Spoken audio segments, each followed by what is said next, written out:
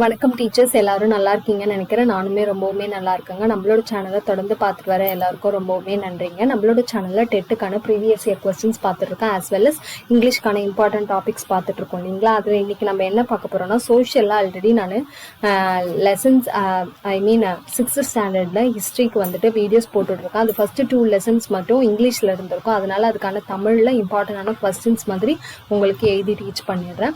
இதுக்கப்புறம் எப்படின்னா, புக்லேயே வந்துட்டு இம்பார்ட்டண்டாக நீங்கள் எது படிக்கணும் அப்படின்ற மாதிரி நான் சொல்லிடுறேன். ஏன்னா அதுவுமே உங்களுக்கு யூஸ்ஃபுல்லாக இருக்கும் இல்லையா. நம்மளுக்கு இப்போ டைம் ரொம்பவுமே கம்மியாக இருக்குது. நான் இந்த மாதிரி எழுதி உங்களுக்கு வந்துட்டு போடுறது வந்துட்டு எனக்கும் டைம் இதுவாகுது, உங்களுக்கும் நிறைய வீடியோஸ் போட முடியல. அதுக்காக தான். அது மட்டும் இல்லாமல் நிறைய பேர் கொஸ்டின் பேப்பர்ஸும் கேட்டுட்ருக்கீங்க. கண்டிப்பாக நான் குயிக்காக வந்து கொஸ்டின் பேப்பர்ஸும் உங்களுக்கு வந்துட்டு போடுறேன், சரிங்களா. இன்றைக்கி வந்துட்டு 6th ஸ்டாண்டர்ட் டேர்ம் 1ல் ஹிஸ்ட்ரியில் இருக்க செகண்ட் லெசனில் இருக்க புக்கில் இருக்கிற இம்பார்ட்டண்டான லைன்ஸ் என்னென்ன, இதை வந்து கேட்கறதுக்கான வாய்ப்புகள் இருக்குது அப்படின்ற மாதிரி நான் நினைக்கிறத வந்து உங்களுக்கு கொடுத்துருக்கேன். வாங்க வீடியோக்குள்ளே போகலாம். நம்மளோட சேனல் பிடிச்சிருந்தா கொஞ்சம் சப்ஸ்கிரைப் பண்ணிக்கோங்க. அண்ட் இந்த வீடியோ ரிலேட்டடாக ஏதாவது உங்களுக்கு கொஸ்டின்ஸ் இருந்தால் கமெண்ட் செக்ஷனில் கேளுங்க. செகண்ட் லெசன் என்ன சொல்லியிருக்காங்கன்னு பாருங்கள். மனிதர்களின் பரிணாம வளர்ச்சி. முதல்ல வந்து லெசனில் வந்து வரலாறுனா என்ன அப்படின்னு பார்த்தோம்.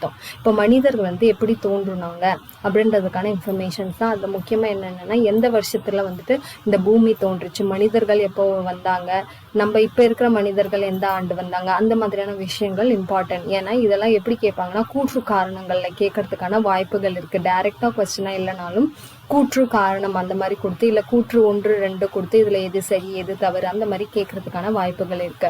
என்ன சொல்றாங்கன்னு பாருங்க. 460 கோடி ஆண்டுகளுக்கு முன்பு புவி தோற்றம், அதாவது இந்த பூமி வந்து எப்போ தோன்றுச்சுன்னு சொல்றாங்க. கிட்டத்தட்ட 460 கோடி ஆண்டுகளுக்கு முன்பு இது தோன்றுச்சே அப்படின்னு சொல்லிட்டு சொல்றாங்க. அப்போ மனிதர்கள் அப்படின்னு பார்த்தீங்கன்னா 20 லட்சம் ஆண்டுகளுக்கு முன்பு மனிதன் நடக்க ஆரம்பித்தான் அப்படின்னு சொல்லலாம். அதாவது நம்மளுக்கு தெரியும், குரங்குகள்ல இருந்து தான் மனிதர்கள் வந்தார்கள் அப்படின்னு சொல்லுவாங்க இல்லையா. அப்போ மனிதன் நடக்க ஆரம்பிச்சதே போனா 20 லட்சம் ஆண்டுகளுக்கு முன்பு அப்படின்னு சொல்லிட்டு சொல்றாங்க. அடுத்து 3 லட்சம் ஆண்டுகளுக்கு முன் புவி எங்கும் பரவினர். அதாவது மனிதர்கள் நடக்க ஆரம்பிச்சாலும் ஒரு குறிப்பிட்ட இடத்துல மட்டும்தான் அவங்க கூடி கூடி வாழ்ந்தாங்க. அதுக்கப்புறம் நாகரிகம் தோன்றதான் மனிதர்கள் வந்து உலகம் எங்கும் பரவ ஆரம்பிச்சாங்க இல்லையா. அது வந்து ஒரு 3 லட்சம் ஆண்டுகளுக்கு முன்பு அப்படின்னு சொல்றாங்க. 8000 ஆண்டுகளுக்கு முன்பு வேளாண்மை தொடங்கியது. வேளாண்மை எப்போ தொடங்கியதுன்னா 8000 ஆண்டுகளுக்கு முன்புன்னு சொல்றாங்க. அதே மாதிரி 5000 ஆண்டுகளுக்கு முன் நாகரிகத்தின் தோற்றம். தற்கால மனிதன், அதாவது இப்ப நம்ம இருக்கிறோம் இல்லையா, நம்மலாம் வந்தது வந்து 5000 ஆண்டுகளுக்கு முன்பு தான். நாகரிக தோற்றத்தை அப்பதான் நம்மலாம் வளர ஆரம்பிச்சோம் அப்படின்னு சொல்லிட்டு சொல்றாங்க. நெக்ஸ்ட் கொஸ்டின் பாக்குறாங்க. மனிதர்கள் பரிணாம வளர்ச்சி அடைந்த கதையை தொல்லியல் மற்றும் மானுடவியல் ஆகியவற்றின் உதவியுடன் நாம் அறிவியல் நோக்கில் பயில முடியும். இது வந்து என்னன்னா ஸ்டடீஸ் அப்படின்னு சொல்லிட்டு சொல்லுவாங்க. அதாவது இப்ப மனிதர்களுடைய பரிணாம வளர்ச்சியை பற்றி படிக்கிற படிப்பு எது இல்லை, அதை பத்தி எதன் மூலியமா நம்ம தெரிஞ்சுக்கலாம்னா இந்த தொல்லியல் துறை, அதே மாதிரி மானுடவியல் துறை, இந்த துறைகள் மூலியமா தான் நம்ம எப்ப தோன்றணும், முதல்ல எங்க தோன்றணும், நம்ம தோன்றி எவ்வளவு வருடங்கள் ஆனது அப்படின்ற விஷயங்கள் எல்லாம் நம்மளால அறிஞ்சிக்க முடியும்னு சொல்றாங்க. இப்ப கீழே நம்ம பார்க்க போறது என்னன்னா, மனிதர்களுடைய பரிணாம வளர்ச்சி. மனிதன் வந்து எதுல இருந்து இப்ப இருக்கிற மனிதன் எப்படி வந்தான் அப்படின்றதுக்கான பரிணாம வளர்ச்சி. இது ரொம்ப இம்பார்ட்டன்ட். புக் பேக் கொஸ்டின்ஸ்ல நம்மளுக்கு இது கேட்டிருக்காங்க. ஃபர்ஸ்ட் என்னன்னா, ஆஸ்ட்ரோலோபித்திகஸ். இவங்க வந்துட்டு 4 இல்லைன்னா 2 மில்லியன் ஆண்டுகளுக்குள் தோன்றிய ஒரு மனிதர்கள் சொல்றாங்க. தொடக்க கால மனிதன், இவரை தான் தொடக்க கால மனிதன் சொல்றாங்க. இவர் வந்து கிழக்கு ஆப்பிரிக்காவில் தோன்றினார். அதாவது இது வந்து ஒரு குரூப்போட நேம் அப்படின்ற மாதிரி. மனித மற்றும் குரங்கின் பண்புகளுடன் காணப்பட்டான், நடக்க கற்றுக்கொண்டான். முதல்ல நடக்க கற்றுக்கொண்ட மனிதன் மற்றும் குரங்கு பண்புகளுடன் காணப்பட்டவர் தான் இந்த ஆஸ்ட்ரோலோபித்திகஸ். இப்ப நம்ம வந்து ஹோமோசெபியன்ஸ் அப்படின்னு சொல்லிட்டு சொல்றாங்க இல்லையா, அந்த மாதிரி மனிதர்களோட பரிணாம வளர்ச்சி வச்சு அவங்களுக்கு நிறைய நேம்ஸ் இருக்கு. அடுத்து பார்த்தீங்கன்னா ஹோமோ ஹெபிலிஸ். இவங்க வந்து 2.3 to 1.4 மில்லியன் ஆண்டுகளுக்குள் வாழ்ந்திருக்க கூடும்னு சொல்றாங்க. இவங்களை தான் நம்ம தொடக்க கால மனிதன் அப்படின்னு சொல்லிட்டு சொல்றோம். இவங்களுக்கு என்னென்னா, இறுக பற்றுவதற்கு வசதியாக பெரிய கால் விரல்களை பெற்றிருந்தனர். முன்பக்கம் நீட்டி கொண்டிருந்த தாடை நீச்சி சற்று குறைந்து காணப்பட்டான். இவர்களிடம் கருவியெல்லாம் இருந்தது. இவங்க கருவி எப்படி உபயோகிக்கணும் அப்படின்ற விஷயங்கள் எல்லாம் தெரிஞ்சு வச்சிருந்ததா சொல்றாங்க. அடுத்து 3ஆவதா நம்ம பார்க்க போறது ஹோமோ எரக்டஸ். இவங்க வந்து 1.8 மில்லியன் ஆண்டுகளுக்கு முன்பு தோன்றியவர்கள். தற்கால மனிதனை விட சிறிய மூளை உடையவர்கள் தான் இந்த ஹோமோ எரக்டஸ்ன்னு சொல்றாங்க. இவங்க நேராக நிமிர்ந்த மனிதனாக நடக்க ஆரம்பிச்சாங்க. அது மட்டும் இல்லாம நெருப்போடைய பயனை அறிஞ்சிருந்தாங்க அப்படின்னு சொல்லிட்டு சொல்றாங்க. நெருப்பை எப்படி உபயோகிக்கணும், எப்படி வந்து அந்த கல்லை உரசி நெருப்பு கொண்டு வரணும் அப்படின்ற விஷயங்கள்லாம் இவங்களுக்கு தெரிஞ்சிருந்ததுன்னு சொல்றாங்க. நெக்ஸ்ட் யாருன்னா நியாண்டர்தால். அவங்க வந்து 1,30,000 முதல் 40,000 50,000 ஆண்டுகளுக்கு முன்பு தோன்றிய மனித இனமா இருக்கலாம். முழுமையான மனிதர்கள் அல்ல, இவர்களும் ஒரு முழுமையான மனிதர்கள் அல்லன்னு சொல்றாங்க. ஏன்னா ஆப்பிரிக்கர்களிடம் இருந்து வேறுபட்டவன், கரடுமுரடான கருவி, வேட்டையாடுவதில் பின்தங்கி இருந்தான், இறந்தவர்களை புதைக்கும் பழக்கத்தை இவர்கள் கொண்டு உள்ளனர் அப்படின்னு சொல்லிட்டு சொல்லுவாங்க. இதை கூட நம்மளுக்கு ஒரு கொஸ்டினா கேட்கலாம். அதாவது இவங்க வந்து இறந்தவர்களை புதைக்கிற ஒரு பழக்கத்தை கொண்டு இருந்தாங்கன்னு சொல்றாங்க. அதுக்கு சான்றா நம்மளுக்கு ஜெர்மனில வந்து இவங்களை புதைக்கப்பட்ட இதுவெல்லாம் நம்மளுக்கு கிடைச்சிருக்கு அப்படின்னு சொல்லிட்டு சொல்றாங்க. நெக்ஸ்ட் என்னன்னா ஹோமோசெபியன்ஸ், இதுதான் நம்பன்னு சொல்லுவோம். அதாவது 3 லட்சம் ஆண்டுகளுக்கு முன்பு சுயமாக சிந்திக்கும் மனிதன். இப்ப நம்மளும் சுயமா சிந்திக்கிற ஒரு மனிதன் தானே, நம்ம எல்லாருமே ஹோமோசெபியன்ஸ் தான். வேட்டையாடும் மற்றும் உணவு சேகரிக்கும் சமூகம், இவங்க தான் வந்து வேட்டையாடுதல் மூலமா இவங்களுடைய வாழ்க்கை முறைகளை நடத்தி வந்திருந்தாங்க. இவங்க எங்கிருந்து வந்தாங்கன்னா ஆப்பிரிக்கால இருந்து கொஞ்சம் கொஞ்சமா ஐரோப்பா, ஆசியா அப்படின்ற இடங்களுக்கு இடம்பெயர்ந்து இவங்களுடைய இது வந்து வளர ஆரம்பிச்சிருச்சு அப்படின்னு சொல்லிட்டு சொல்றாங்க.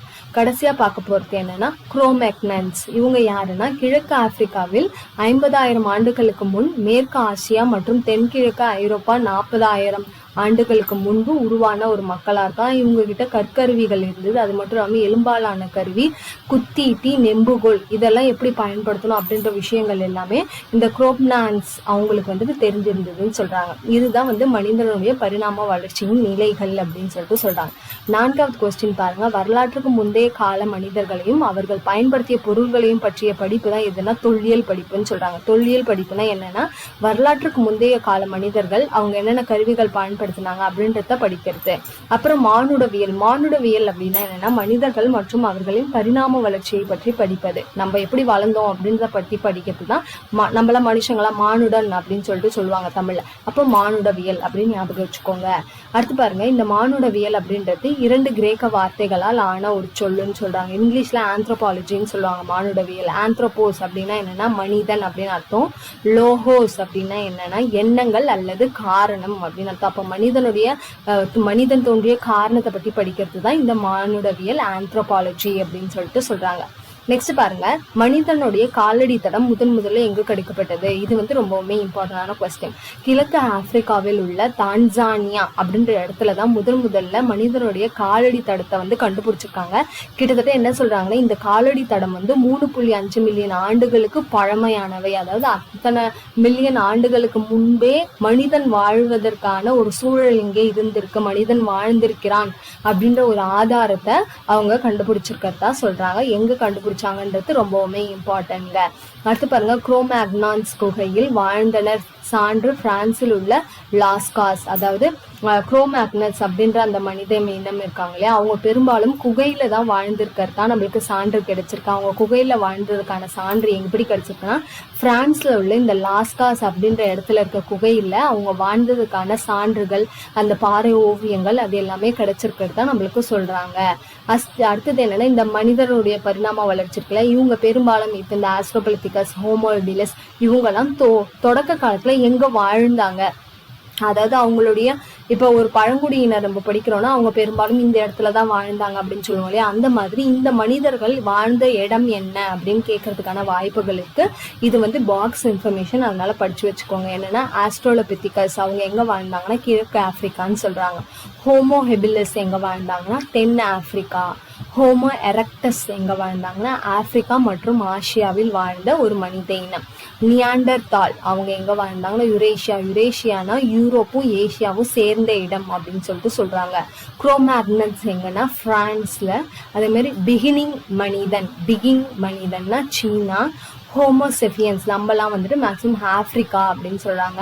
அதே மாதிரி ஹைடல்பர்க் மனிதன் வந்து லண்டன் அப்படின்னு சொல்லிட்டு சொல்றாங்க. இங்கேதான் அவங்க பெரும்பாலும் வாழ்ந்தக்கூடிய இடங்கள் அப்படின்னு சொல்லிட்டு சொல்றாங்க.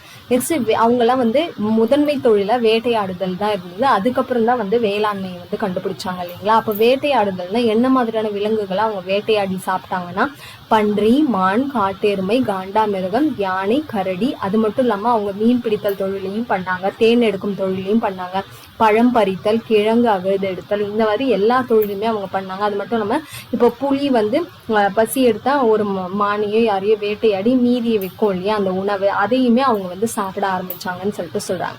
அது மட்டும் இல்லாம அதுக்கப்புறம் தான் அவங்க வந்து இந்த நெருப்பை வந்து கண்டுபிடிக்கிறாங்க. இந்த கற்களை உரசி நெருப்பை கண்டுபிடிக்கிறாங்க. அது என்னன்னா முதல்ல அவங்க வந்து இந்த மின்னல் எல்லாம் பார்த்து ரொம்பவுமே பயப்படுறாங்க. ஆனா இந்த புளியெல்லாம் சாப்பிட்டு மிச்சம் வைக்கிற அந்த கறி மீது, அந்த விலங்குடைய கறி மீது இந்த மின்னல் பட்டு என்ன ஆகும்னா எரிஞ்சு அது ஒரு சாஃப்டான நல்ல ஒரு கறியா மாறினோடனே இவங்களுக்கு வந்து ஏன் வந்து நம்ம நெருப்புல சுட்டி இதுக்கப்புறம் சாப்பிடக்கூடாது அப்படின்ற ஒரு எண்ணம் வந்துதான் இவங்க இந்த நெருப்பு அப்படின்ற ஒரு விஷயத்தை கண்டுபிடிக்க ஆரம்பிக்கிறாங்க. இந்த தீப்பெட்டியை பயன்படுத்தாமல் நெருப்பை உருவாக்கும் பழக்கம் இன்னுமுமே நீலகிரி மாவட்டத்துல சில இடங்கள்ல வந்து இருக்கிறதா சொல்றாங்க. அதாவது இப்ப நம்ம வந்து அட்வான்ஸ் டெக்னாலஜில எல்லாருமே வந்து லைட்டர் அது இதுன்னு யூஸ் பண்ண ஆரம்பிச்சோம். ஆனா இன்னுமுமே நீலகிரி மாவட்டத்துல ஒரு சில இடங்கள்ல இந்த கல்ல உரசி தான் வந்து அவங்க வந்துட்டு நெருப்பை வந்து இது பண்ணுவாங்களாம், தீப்பெட்டியே பயன்படுத்த மாட்டாங்கன்னு சொல்றாங்க. மனித வரலாற்றில் முதல் தரமான கண்டுபிடிப்பு அப்படின்னா என்னன்னா சக்கரம். அவங்க வந்து ஒவ்வொன்றா கண்டுபிடிக்க ஆரம்பிக்கிறாங்க. அதுல முதல் தரமான ஒரு விஷயம் எதுனா சக்கரம் அப்படின்னு சொல்லிட்டு சொல்றாங்க. அந்த சக்கரத்தை உருவாக்குனதுக்கு அப்புறம் அவங்க வந்து அதுல இருந்து என்ன செய்ய ஆரம்பிக்கிறாங்கன்னா பானைகள் வடிக்க ஆரம்பிக்கிறாங்க. பானைகள் செய்து அது மேல கலர் கலரா வண்ணங்கள் பூச ஆரம்பிக்கிறாங்க. அந்த வண்ணங்கள்லாம் எப்படி கிடைச்சது? இப்ப நம்மளுக்கு வண்ணங்கள் இருக்கு இல்லையா, அப்ப வண்ணங்கள்லாம் இருந்திருக்காது. அப்ப அந்த வண்ணங்களுக்காக அவங்க என்ன பண்ணுவாங்கன்னா மரத்தினுடைய வேறு, இலை, மரப்பட்டைகள் இது எல்லாத்தையுமே வந்து அதுல இருந்து சாறை எடுத்து மண்பாண்டங்கள் மேல பூசி அதை அழகுற செய்தார்கள் அப்படின்னு சொல்லிட்டு அந்த காலத்துல மனிதர்கள் எப்படி இருந்திருக்கிறார்கள் அப்படின்றதுக்கு ஒரு பெரிய சான்றா வந்து இதை நம்மளுக்கு சொல்றாங்க. அடுத்து என்னன்னா இது ரொம்பவுமே இம்பார்ட்டன்ட் கொஸ்டின்ங்க. பாறை ஓவியங்கள் நம்மளுக்கு எங்கெங்கே கிடைச்சிருக்கு அப்படின்றதுக்கான ஒரு விஷயம் இதுதான். ஏன்னா இந்த பாறை ஓவியத்தை வச்சுதான் மனிதர்கள்லாம் இந்த பாறை இதுல வாழ்ந்திருக்காங்க, இல்ல அவங்களோட வாழ்க்கை முறையை பத்திலாம் நம்மளால அறிய முடியுது இல்லையா. அது எங்கெங்கன்னு பாருங்க. விழுப்புரத்துல கீழ்வடை அந்த ஊர்ல வந்து பாறை ஓவியம் கிடைச்சிருக்கு. அதே மாதிரி மதுரையில உசிலம்பட்டியும், கோவையில வந்து குமுதிப்பதி, அதே கோவையில மாவடைப்பு, அடுத்து நீலகிரியில கருக்கையூர்ல பொறிவரை. இது புக் பேக்ல ஒரு கொஸ்டின்ங்க. இந்த மாதிரி இடங்கள்ல வந்து பாறை ஓவியங்கள் நம்மளுக்கு கிடைச்சிருக்கிறதா ஒரு தகவல் இருக்கு.